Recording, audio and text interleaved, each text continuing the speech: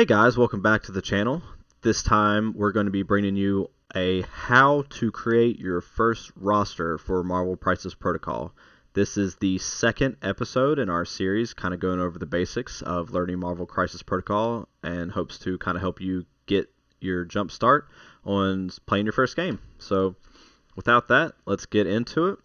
So you see here, I've already kind of started to create a roster, and for this I'm going to be using Cerebro. It is a MCP list builder app.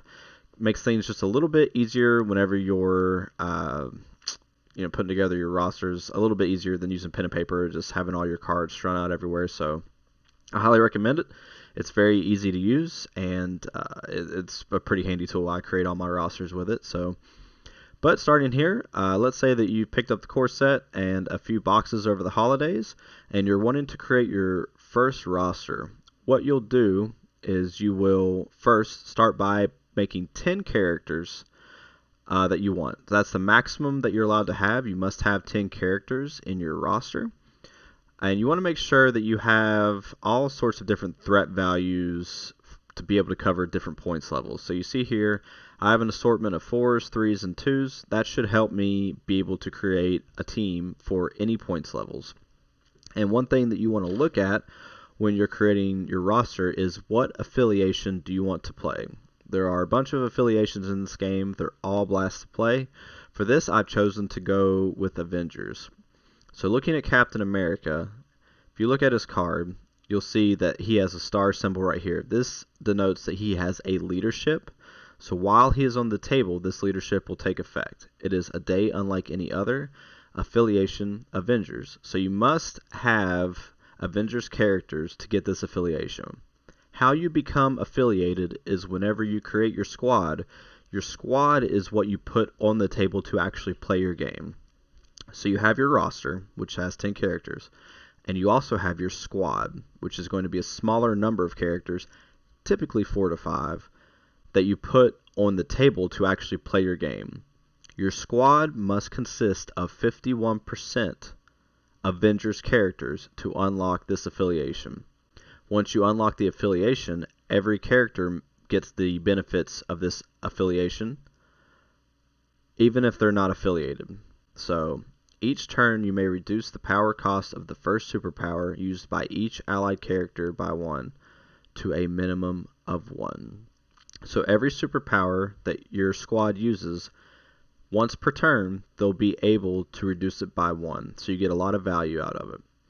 So now that we know what affiliation that we want to play, we can kind of look at characters here, and you see that I've primarily brought only Avengers characters. So that will allow me, no matter who I put on the table, to be able to play the Avengers affiliation under Steve Rogers. Now, if you look at Black Panther, I have the choice to be able to play Wakanda if I want to bring in more Wakandan characters. He also has a leadership. You may have 2 leaders in your roster. You just want to make sure that you have enough characters to be able to reach that 51% threshold when you create squads on the table to unlock the affiliation. So if I wanted to play Wakanda, what I could do is we'll narrow it down here by affiliation.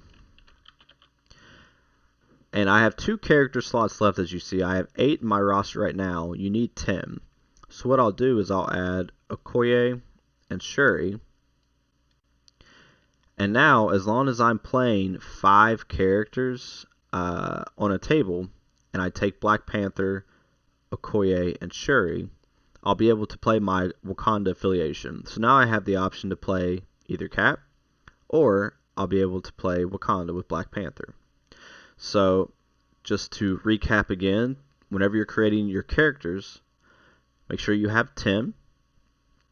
Make sure that you have the leaders for the affiliations that you want to play, and make sure that you bring enough affiliated characters, again being Avengers and Wakanda for me, that you can reach a 51% threshold on the table whenever you're creating your squads to play.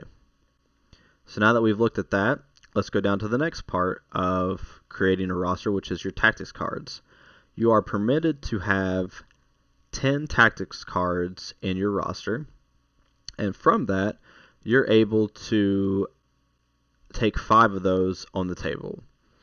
So every time that you create a squad, you'll create however many characters, we'll say 5, to put on the table, and then you'll pick 5 tactics cards from your pool of 10 to put on the table. So you see here I'm 1 short. I have 2 Avengers specific cards, and to go over those, what this is Avengers Assemble, and it requires the Avengers Affiliation. So you can only take this card if you are playing Avengers Affiliation. So if I have Cap, I have 3 or 4 Avengers characters and maybe 1 unaffiliated. I'm affiliated with Avengers on the table with my squad. I unlock the ability to bring this card as one of my 5. And then it says any number of allied Avengers characters may spend 1 power to play this card. Characters that spent power advance short. What this means is any number of allied Avengers characters. So, just to go to my example earlier, if I have 5 characters on the table, 4 of them are Avengers affiliated, but 1 is unaffiliated, we'll say Okoye, because she's not an Avengers character. Even though you're bringing the Avengers affiliation, she still must be an Avengers character to be able to play this card.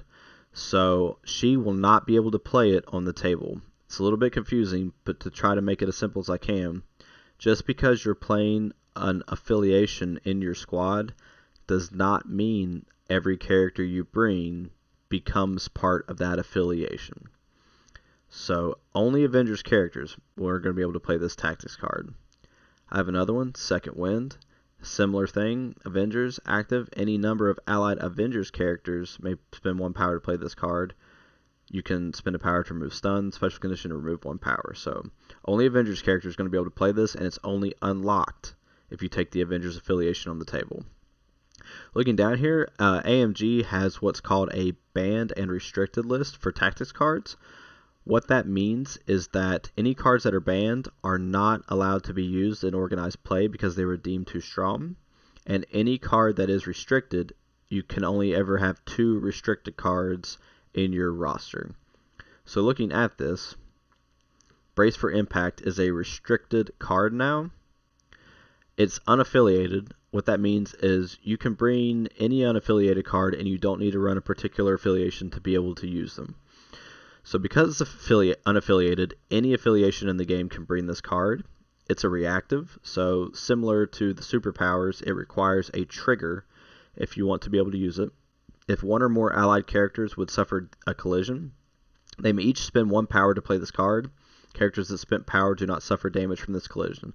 So because it does not specify Avengers characters or Wakandan characters, and it just says if 1 or more allied characters, that means that anybody can pay the power to use this. So if I'm running my Avengers roster and I have Okoye in it, doesn't matter who it is, whether it's Cap or whether it's Okoye, they can spend this power and reduce the damage for the card. So whenever you create your roster, you want to have a good amount of both affiliated and unaffiliated cards to kind of flesh out your roster and make sure you have plenty to use.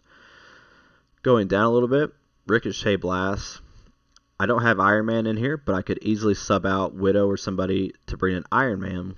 And what that does is it says Ricochet Blast. It grants you this attack here. It's unaffiliated, excuse me, so you don't have to be playing an affiliation to use it. But this is a character-specific card, so the criteria to meet it is that you have to take those 2 characters. So it says if it is Iron Man's activation and he's within 4 of an ally Captain America, they may spend 1 power each to play this card. And then from there you have a list of what this attack and ability will actually do. But this card requires both Iron Man and Captain America in it. So if I were playing Wakanda instead of Avengers, I would have to take Iron Man and Captain America both if I want to be able to bring this card. So to kind of recap, you have affiliated cards, which require you to have a full affiliation to be able to play them. You have unaffiliated cards, which will let you play them at any time with any characters on the table. And then you have character-specific cards, which you have to have those specific characters on the table in order to play them. So pretty self-explanatory, but just wanted to give you a little bit of a recap there. So lastly, you see I have 9 tactics cards. The amount you're allowed to have is 10. So I need one more card. So I don't have any Wakandan specific cards. So let's look by Wakanda. So we'll take Wakanda Forever, which is a Wakanda affiliated card. So we'll take that. And now that we have it, we have our full roster of 10 tactics cards. So now we have our 10 characters. We have our 10 tactics. And lastly, what you need to bring are your secure and crisis extracts. So as you collect more in the game and you get more box sets, you're going to acquire more secures. You're going to be acquiring more extract crises. And these are what essentially set up your mission. So as you play the game, you'll kind of learn what works best for you, what works best for your squad that you're bringing. So, but to keep it simple, what we're going to do is we're just going to take the top 3 cards here. So I have a card at 16 threat. I have a card that's 17 threat, as you see here. And I have a card that's 19 threat. So whenever you play these on the table, you and your opponent will both pick one card from each other's deck. You'll put it on the table, and then you'll do your setup. It provides you the map, and it gives you everything you need to know for playing that particular crisis. So we'll take these 3.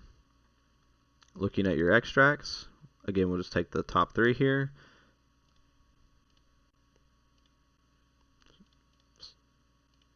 All right. And we're good to go. So after you've created 10 characters, 10 tactics cards, and 3 and 3 for your extracts and secures, you're good to go, and you're ready to start your first game of Marvel Crisis Protocol. So thank you guys for joining us. Hopefully this helps. If you liked it, please drop us a like. If you have any questions at all, please leave them in the comments, and we'll be sure to get back to you. So until next time, we'll see you guys later.